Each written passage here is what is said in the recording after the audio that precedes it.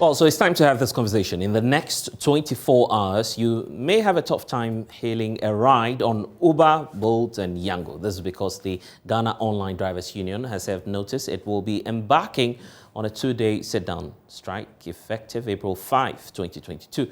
The drivers attribute their intended action to the growing insecurity and attack on drivers, as well as the high service charges by the ride-hailing companies. So let's have a conversation on that and understand the concern of the drivers. Joining me now in studio is James Nilo Gamo, who's the Vice President for the Ghana Online Drivers Union. You're welcome to our studio, sir. Thank you. So we've seen this threat before. You've indicated somewhere last year, you did that last year, indicating that you'd embark on a strike.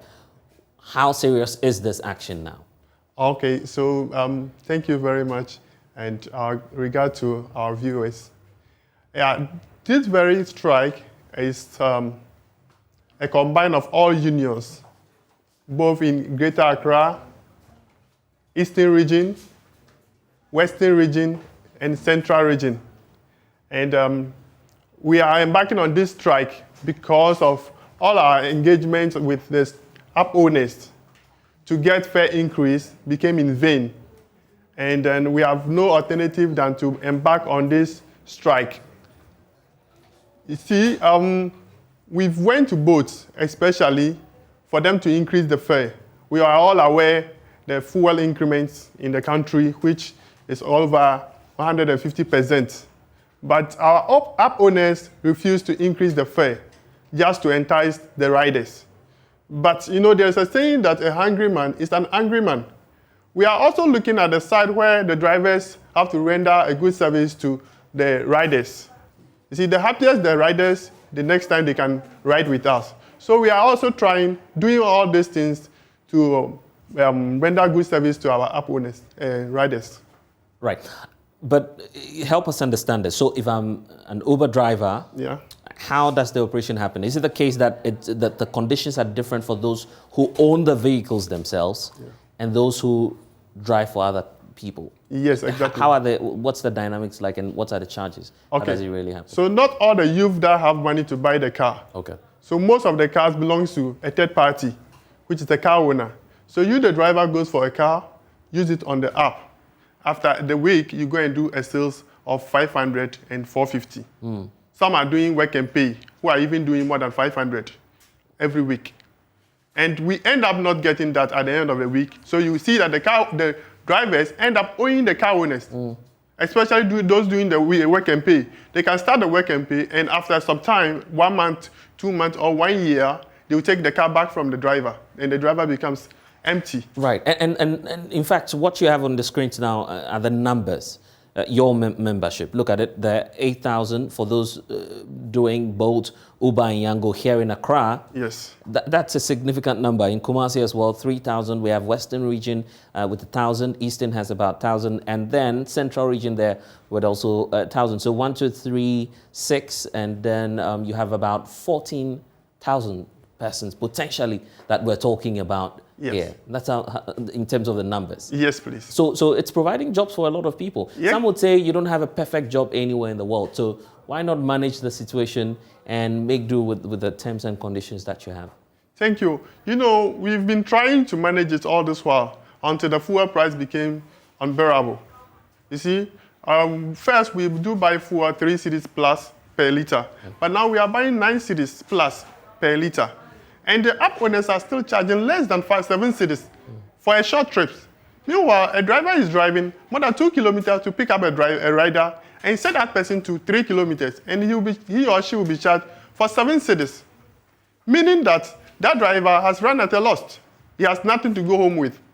So these are the reasons why we are calling on the government, both the riders, the app owners. Let's all come together and find the best way out to rectify all these things so that the drivers can also go home with something, because they are also a breadwinner.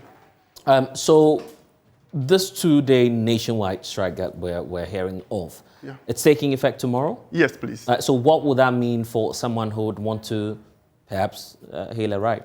Yeah, it's never our wish. It's never our wish to make our riders stranded. but we have no alternative than to embark on this strike. So we are just pleading with all our customers to side with us. Let's finish. So 14,000 of you would sit down. You wouldn't work. You won't Yeah, work we are all embarking on the strike tomorrow. We are not working tomorrow and the next day. But if you don't work, that will mean that your targets will be affected individually as well. Yeah, either you work or not, you are not going home with nothing. So it's better you don't work to aim at something. What's the current commission charge for those of you who are drivers? The ride-hailing apps, how much do they take from you? So Bolt is charging 25%, meaning if you pick someone in the app charge 10 cedis, Bolt is taking 2 cedi 50% out of that. And per statistic, we are spending more than 60% on fuel on every trip, meaning that 6 cedis is going to the fuel. 2 cedis, 50% is going to the app owner. So you, the driver, you are left with nothing. But James, so let's be fair here. Could it not be the case that, well, it's rather a case of the fuel prices and not necessarily this ride-hailing apps that are operating their business? They give you a deal, you take the larger part of the deal, and yet you're complaining that they are not being fair to you. Yes, I agree with you. The fuel price also counts. Yes, it's true. But the fuel price determines the price in the market. You know, if you go to market now, everything will be increased. Even the country in which we are in have increased the fare 15% previously, which they are looking at to increasing it again. But we've not benefited from that. So the 25% that you are asking for a revision on, yeah. And what percentage in terms of rating, what rate will be acceptable to you as the Ghana Online Drivers Union for you to work with and then to say we'll not go on strike any longer? Okay, so Uber has reduced his one from 25% to 20%. But we wish we could have our commission fee 10% or 15% maximum. That's what you want to work with? Yes, please. But that we don't have any confirmation as of now if the likes of Uber, Bolt, and Yango would do anything about your concerns. So that would mean that many commuters will be stranded tomorrow. Yeah. You're doing that for 48 hours? Yes, please. I mean, what do you seek to gain from a 48-hour sit-down strike, particularly when we know that, well, you'll be back after 2 days anyway? Yeah. You know, this sit-down strike, as I said earlier, is not something we wish for, because all these riders that we've been picking are regular customers that we wish we could render service to their satisfaction. But things are getting out of hand. And you know, drivers are in the hospital, they can't cater for their bills. These app owners are not providing insurance, they are not providing security, they are not giving these drivers anything. If you are on a trip and something happens to you, it's your own case. They don't care. I'm glad that you're bringing that up, because part of the concerns that you're raising in the communique that you've issued, you're also concerned about security for those who are drivers, those who are using the applications. Yeah. How dangerous is it becoming nowadays using the applications as a Bolt or Yango driver? Yeah, because of lack of security measures put in place, criminals are taking advantage on that and harming our life. Why? You know, you can just go to the street side and buy a SIM card. To register for a rider app, you just need a number.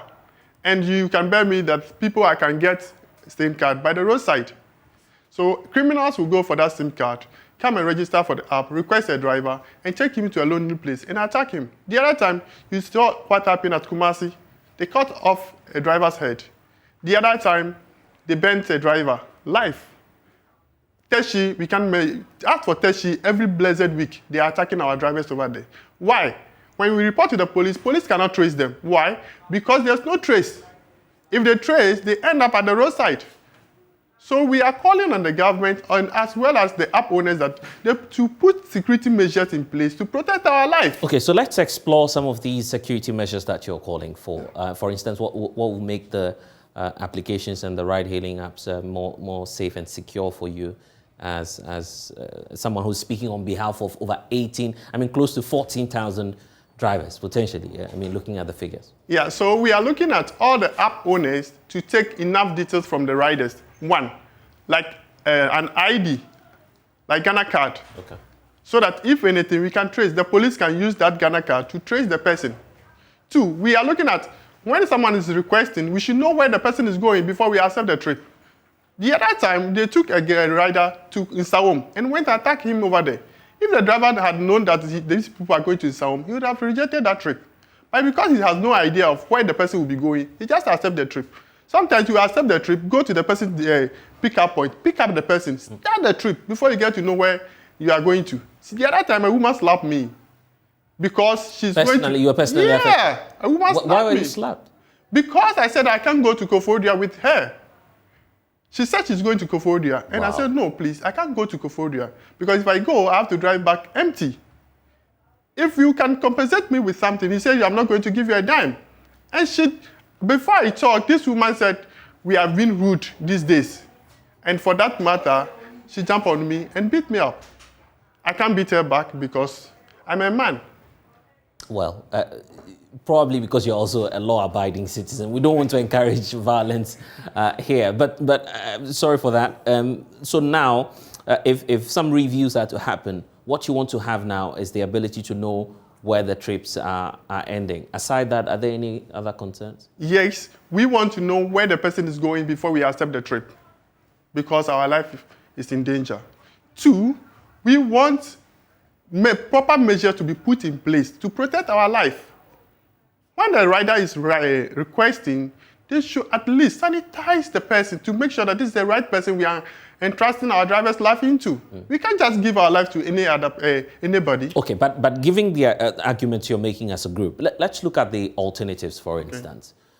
If it's the case, assuming without admitting that your Uber, Yango, or Bolt vehicle was a taxi, that would definitely mean that you are just open to anyone at all using your vehicles. At least these platforms take some personal information from those who are on the app. Are you questioning these details that they take from those who, hail the apps, the rights that Yes, the details they take are not enough. If I'm a taxi driver and someone approach me to render a service, I'll look at the person well. I'll look at the person, sometimes try him to see his tolerance level before I go on trip with that person. But this one... Are you sure about this? Yeah, I've drove taxi before. Okay, so this is personal experience. Yeah, so if you stop me for taxi, right, I'll look at you, listen to your voice, your tonation, to see the kind of person you are before I accept your offer.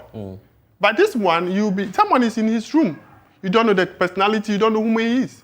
You just go and park before you realize the person is in the car. Let's go, start the trip. And you don't know the kind of person he is. And the app owner also can't trace that person. Neither can police also trace that person. How do we trust our safety? Have you been able to engage these people, the management of the companies that run the ride-hailing apps? Have you been successful at talking, having a dialogue with them on how to improve and ensure efficiency within the system? I've joined this service since 2016 till now. Never did Uber open his door for us, not even to use the journalist. Uber is never open to us. Whenever you go to Uber will say, send them an email.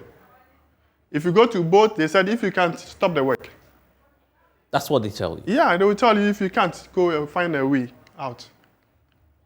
So the other time... But this is a union with about 13,000 people. How come is it that you don't know the owners of the company, where their offices are? Because I know that when you're registering your vehicle, there are officials from these companies that inspect your vehicle and all of that, right? Yeah. So how come that it's becoming increasingly difficult to engage management of these ride-hailing apps?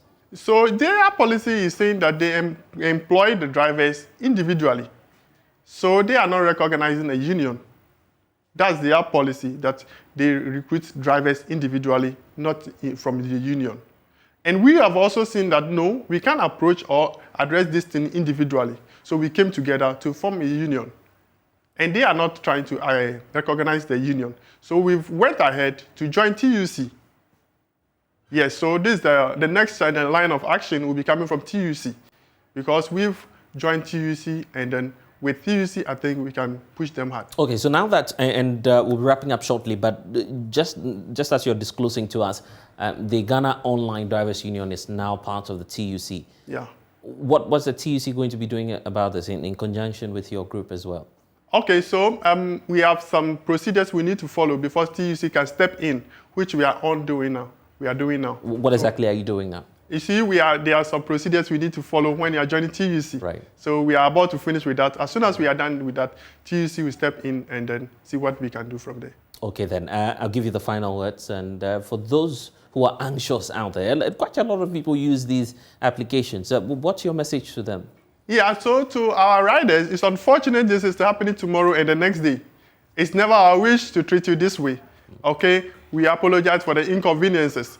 But to all the drivers out there, we are pleading with you guys that we should think of tomorrow, not today. Think of what will happen tomorrow if we don't do this, so that we all sit down tomorrow and the next day, park our car, and show our grievances to the app owners. Well, James, I'm grateful that you've been able to join us. So that's James Nilo Gamo, Vice President of the Ghana Online Drivers Union. Thank you for joining us. This is The Pulse. Stay with us. When we return, we'll bring you some more stories.